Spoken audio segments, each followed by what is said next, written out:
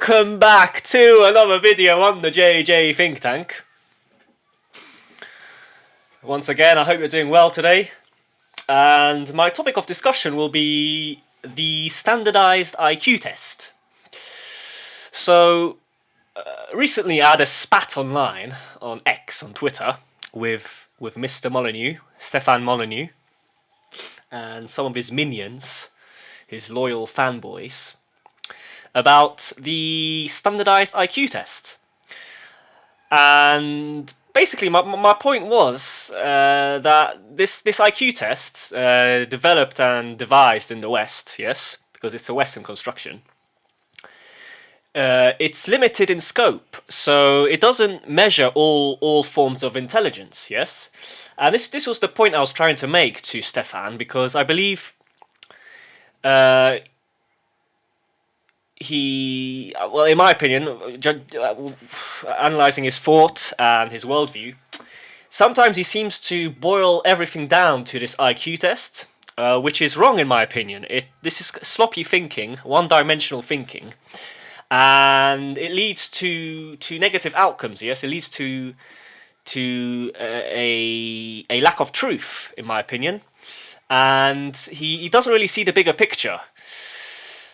And yes, so I had this discussion with him. Well, he only replied once to me. Obviously, afterwards he didn't reply to a lowly person like me, a nobody.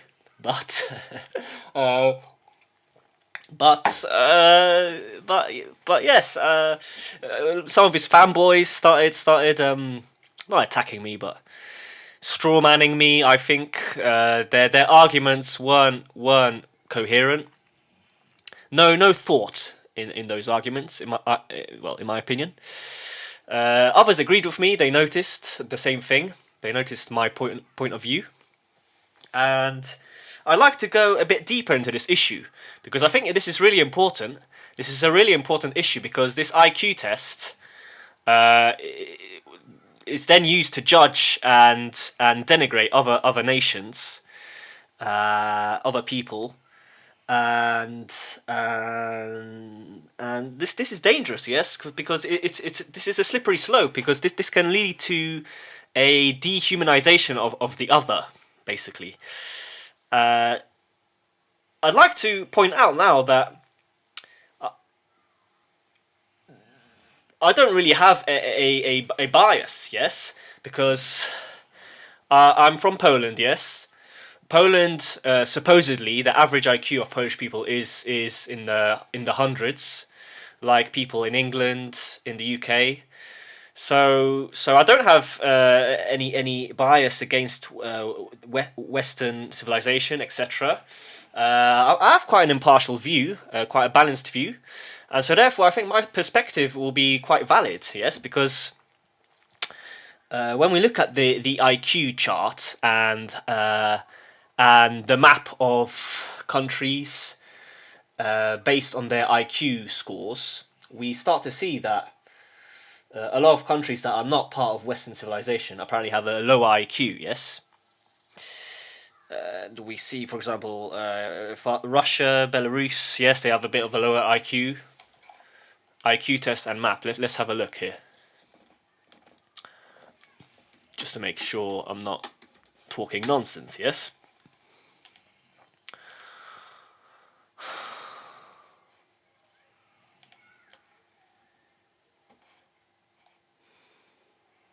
Oh, look, can you see? So, open link in new tab.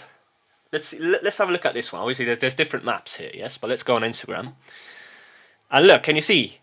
Poland and Russia apparently 96, yes. Germany 100. Turkey 86. I mean, look, can you see all of these countries in the east suddenly it goes down, yes? This is definitely biased in my opinion. I mean, on some maps Poland is on 102.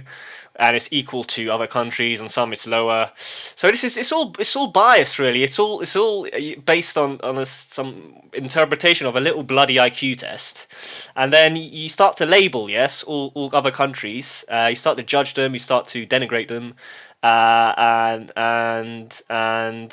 view them as less intelligent, as stupid. So look here, can you see 88? Bosnia, yes, suddenly, so 88 is suddenly lower than, so it's suddenly lower than Croatia.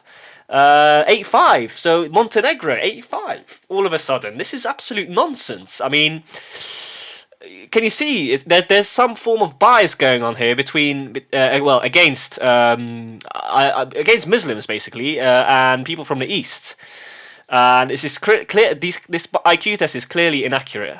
It's clearly inaccurate and has an inherent bias against people from the East. Yes.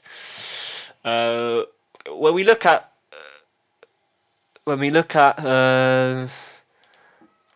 here, for example, if we look at this map, again, the same process. Yeah. So Russia apparently is lower. Belarus, Ukraine, all these eastern areas are lower apparently. Africa is very low.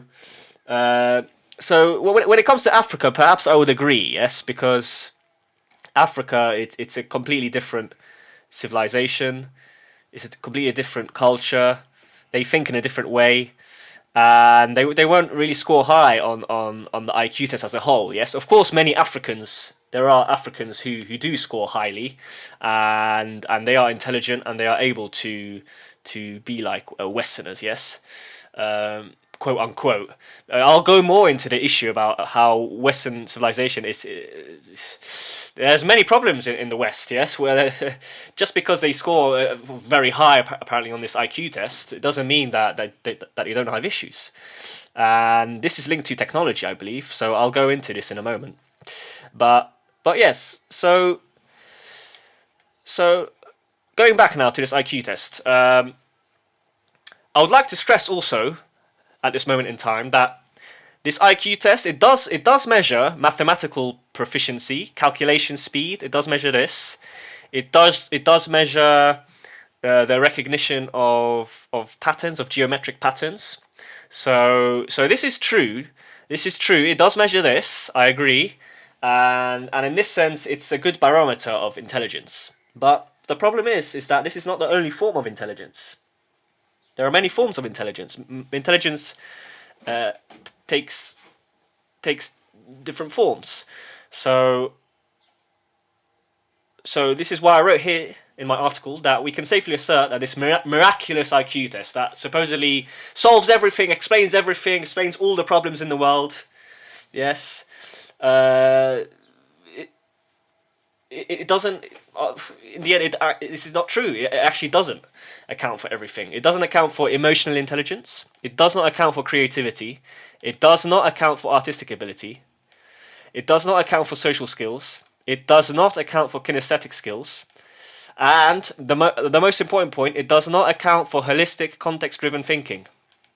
Because this IQ test is based on the left hemisphere, and the left hemisphere is responsible for mathematical thinking, for reasoning abilities, for logical thinking, etc. But we've got a right hemisphere, and obviously here we go into the neuroscience. I could refer to Ian McGilchrist and so forth, but I don't want to at this stage because I think I want to save this for another video. But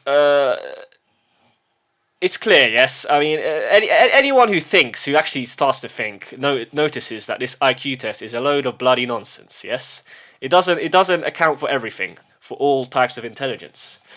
This is what Nassim Taleb notices. So I've read a few books of Nassim's. I think he's a brilliant thinker. I don't agree with him all the time. But he's a brilliant thinker. So I recommend this book, for example, The Black Swan. So this is a brilliant book by Nassim Taleb. He's a very nuanced thinker. He's not dogmatic, which I like. And yes, Stefan Molyneux, I think, blocked him, or maybe Taleb blocked Stefan Molyneux.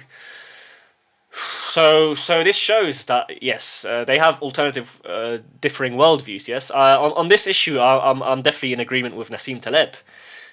He, I mean, he is definitely right on this issue, and yes. So this is the quote I included at the beginning of my article,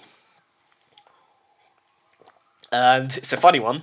I am certain that over the past 5,000 years, nobody has had to use an IQ test to choose between surgeons, gardeners, physicists, hitmen, massage professionals, fortune tellers, Spanish grammar specialists, or Swahili to medieval Latin translators. And this goes to the crux of the issue. This IQ test, it measures testability, a specific type of testability found in the West. Yes, it's kind of like, it's very academic. It measures this academic style of thinking, which is limited in scope. Ultimately, it doesn't explain everything. And this is what Molyneux and his fanboys and his minions, they just can't get into their brains. They're just a lack of thought there. They're not coherent in their thinking. They don't think holistically. Basically, this is the key point. They do not think holistically. Holistic. This is the word. This is the important word here. And yes. So let's go a bit further into my article now. So I already mentioned that this IQ test only measures a form of intelligence, namely in the shape of mathematical, logical, and reasoning abilities. Yes, it doesn't account for other aspects of intelligence and the broad nature of intelligence that can manifest itself in differing ways. Yes, in different individuals. So the intelligence of artists. Yes, their right hemisphere will be more active. Obviously, the hemispheres are connected, but the right hemisphere is responsible for more artistic, creative thinking. So just because they score low on this supposed IQ test, on this brilliant IQ test, yes, are they stupid? Are they stupid? I mean, it's ridiculous, really, isn't it? It's using the IQ test to assert your superiority, basically, and to prevent you from thinking, really. This is how I view this IQ test. So let's move on. At this point in my argument, regarding the IQ test, I want to delve a bit deeper into Nassim Taleb. So a key point that he highlighted is how this IQ test it's more about obedience. I think it's linked to obedience. So if you score high on this IQ test, you are obedient. You are an obedient test-taking individual who cannot think between the lines. You can't notice nuance. You're too dogmatic in your thinking, basically. And I think there is an inherent bias when it comes to this IQ test. I think it puts too much emphasis on mathematics, on reasoning abilities, etc., on how it impacts the development of technology. Of course, this is important because technology does improve our lives, but this is not the be-all and end-all. And when we look at the West and the birth rates, so the birth rates are plummeting across the West, and the West is the most developed. It's got this obsession with technology, with AI, etc. And I think I see a link here. I see a link here because these people who perhaps score high on this IQ test, they're so obsessed with technology, with the process of logic, with the mathematical processes, that they miss the forest for the trees. Yes. And this is causing problems.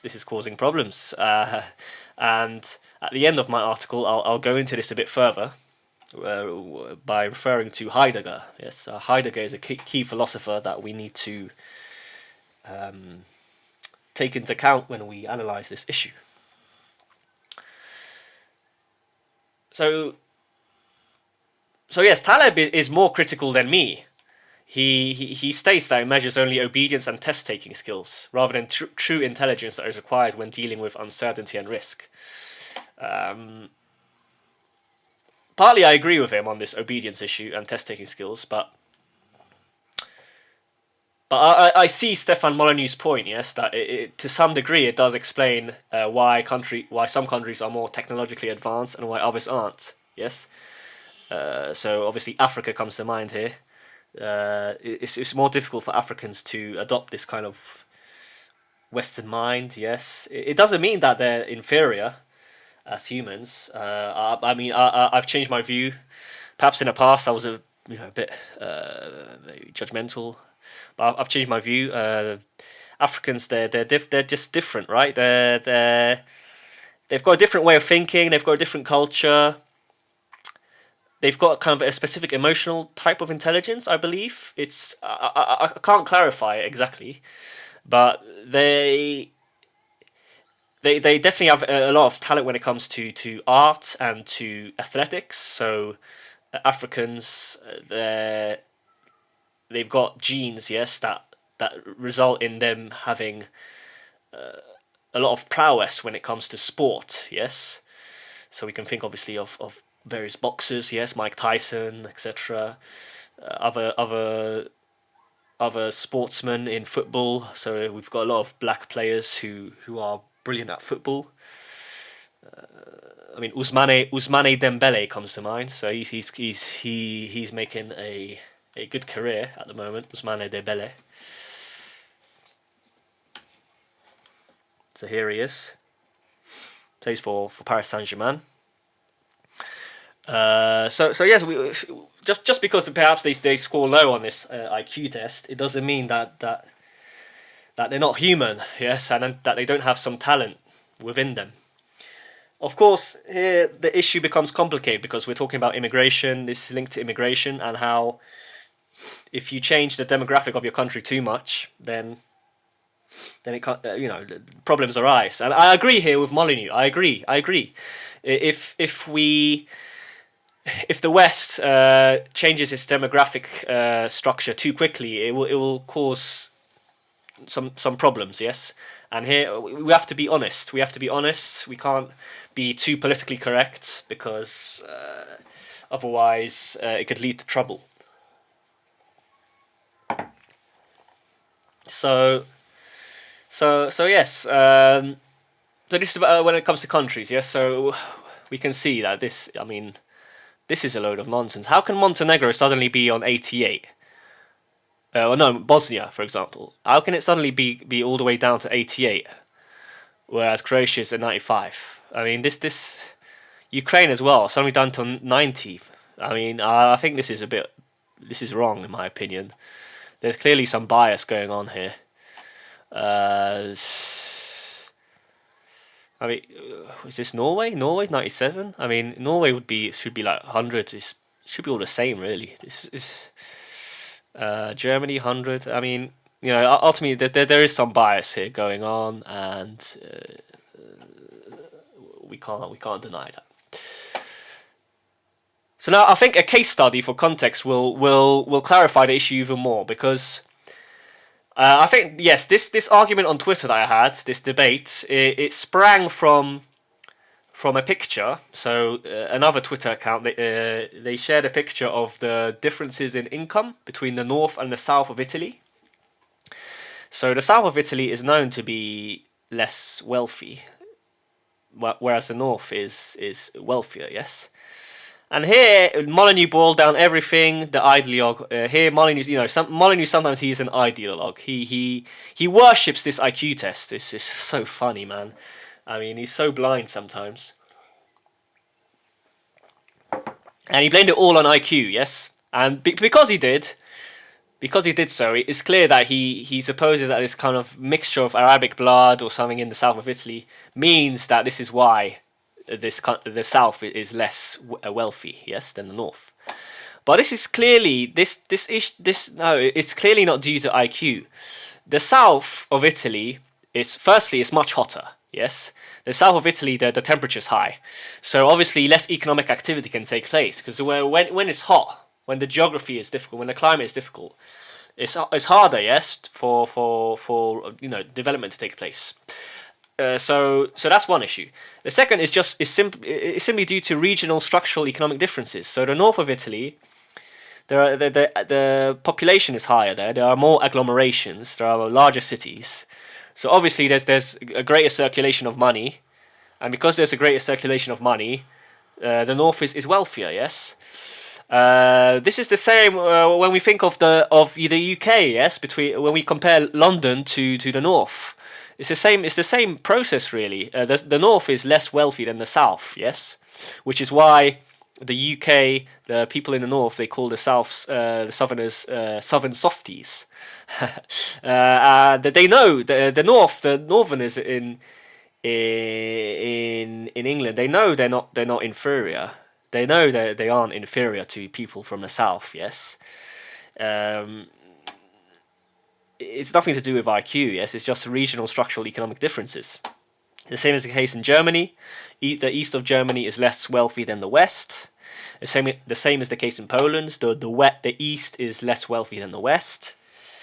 You can notice the same pattern in many different countries. So this difference is not due to IQ or genetics at all.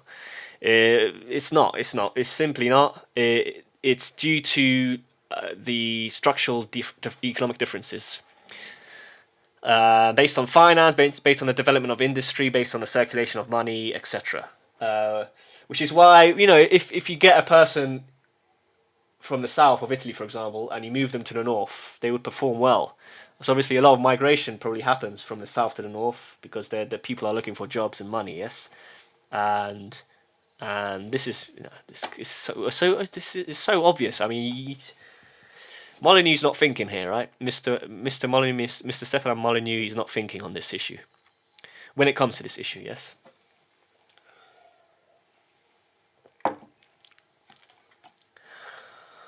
And yes, I mean, I don't have much more to say about this.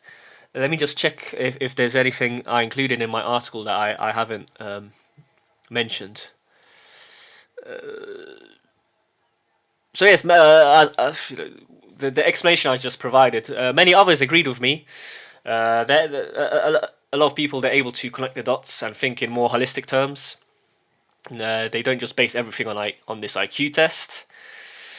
And yes, okay. So now let's approach the issue from a philosophical angle, because I think this is linked. There is some relation here. Philosophy is necessary to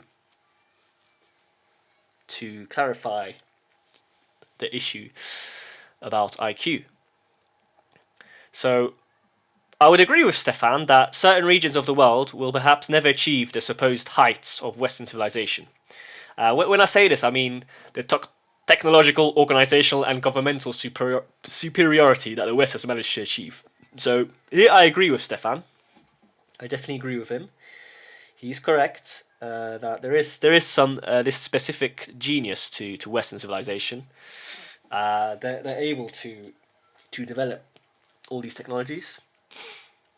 Obviously, the development was due to people from various countries. Nikola Tesla, yes, he was Serbian. So Serbia, okay, Serbia, okay, so Serbians apparently have 89 IQ, whereas Germans have 100. The UK people from the UK have 100. I mean, this is clearly nonsense. So the average Serbian is much less intelligent than the average Brit. This is absolute nonsense. I've met Serbians. I've met a few Serbians. I've met Brits. I can tell you, there is no difference between them.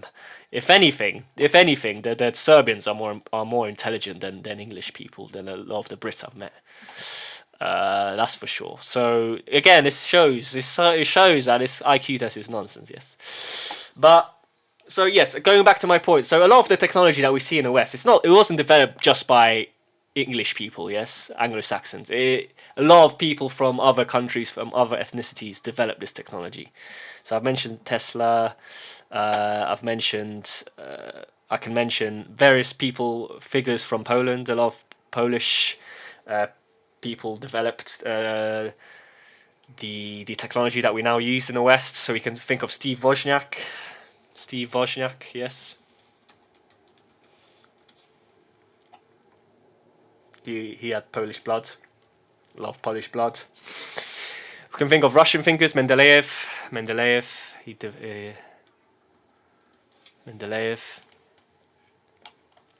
I mean, there's so many thinkers that contributed to the development of humanity that were not Anglo-Saxon, yes, or Western.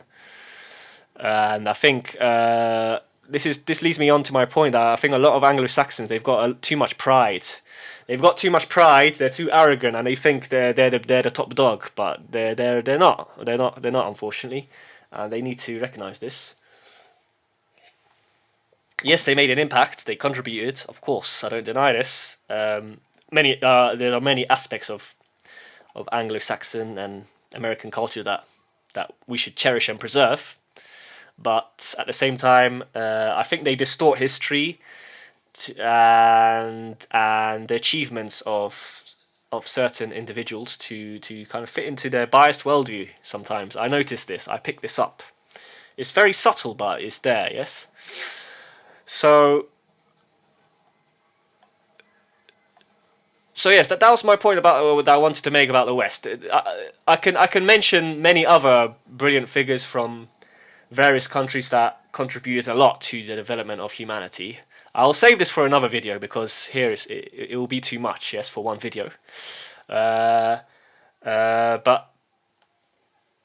yes, so overall, the IQ test, it can give an explanation. It does explain some things. It can act as a principle that has explanatory power, but it's not everything. Culture plays a role. Yes, that's true. The Western man, he has a different mentality and culture, and this has an effect. But this IQ test is not everything. It's not everything. Which leads me on to my final point, really, about whether the supposed heights that we have now achieved in the West is actually a good thing. Because when we look at our culture now in the West, a lot of people, they're cut off from each other. They're obsessed with this technology. They're glued to their screens, to their TVs. They're becoming desensitized. They're becoming desensitized to evil, to violence, because they're playing all these computer games, shooting people. We don't know what effect this can have on people. If people play too many computer games and violent computer games, it's dangerous for the mind. It darkens the mind, in my opinion. And yeah, so it leads me on to my final point. Is the West totally superior to other regions in the world? Is the West superior to Africans who are still living a healthy lifestyle, really? They're tied to the land, they've got animals, they're living kind of a sustainable life. Because I met a few Sudanese people recently. I was teaching them English, and they explained their life in Africa and compared it to what we see in the West, and they had a valid point. I mean, this lifestyle that they lead in Africa is definitely in some ways it's healthier, definitely, because they're in direct contact with nature, with animals. They produce their own food, etc. Yes, so I mean, this issue, the deeper you go into it, it's not so clear cut. It's not so clear cut, and I think sometimes Stefan Molyneux he misses the forest for the trees. So this is why I wrote some of these regions that are not inherently inferior. They simply have another mode of living and doing things. Now, of course, in Africa we have a lot of corruption, tribal warfare. So this is true about Africa. Really, ultimately, it's up to Africans, really, if they want to develop it and become like the West, or you know, if they want to adopt the Western model. It's up to them, really, because the aid that we send over there, it doesn't really help ultimately, because these corrupt African leaders, they just take all the money and they don't actually develop the country. And so this is why Africa is still based on this rural, primitive, well, quote unquote primitive, yes, mode of living. And if they are to solve the issue, if they want to become like the West, if they want their society to become more Western, then they need to solve this issue. They need to solve tribal warfare that takes place over there, and they need to deal with corruption. Now, obviously, corruption takes place everywhere. There's also evidence that shows that these corrupt African leaders, they've got ties to Western corrupt people, the establishment. So I already mentioned this documentary, but there's this brilliant documentary that goes into this, Spiderweb.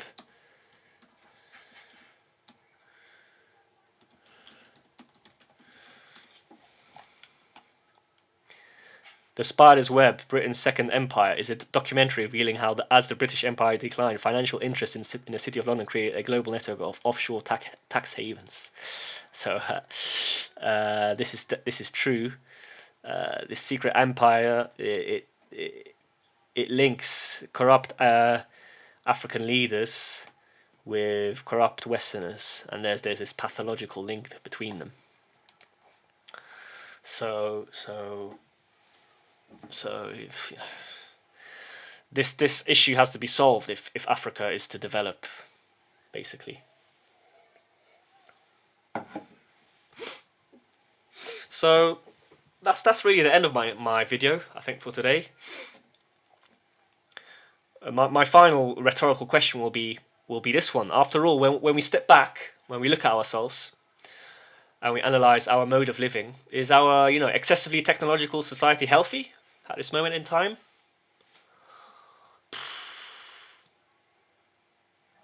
Depends. I guess it depends on the individual. If the individual is able to use technology rationally and with purpose, then it's okay. But a lot of people now, they're lost, and they're in this world of cyberspace. They're glued to screens, computer games, to other slop content, and it's having a negative impact on them.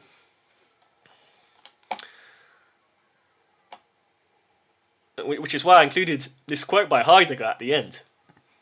So once there was a time when the bringing forth of the true into the beautiful was called techne, and the poesis of the fine art was also called techne.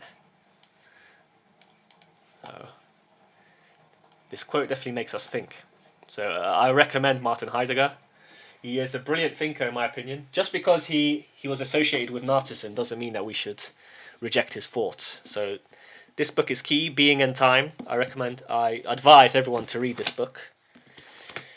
And another brilliant book of Heidegger's is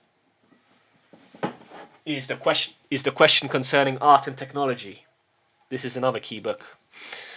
And yes, that's all for today. I don't want to talk any further. I hope you enjoyed my video. I hope you found it interesting. I hope it shed some light on many things. I think I'm right overall when it comes to this issue of IQ and IQ test. If Molyneux wants to talk about it, I would be willing to do so. I respect Stefan Molyneux. I respect him as a thinker, but I think sometimes he's wrong. He's a bit blind, and on this issue, I believe Nassim Taleb is correct. So yes, if you liked the video, please don't forget to like and subscribe. It will help me grow the channel and spread more vital information really that I think will help people out there. And yes, if you like the video even more, consider donating at Buy Me a Coffee. I'll provide a link in the description. And yes, take care and all the best.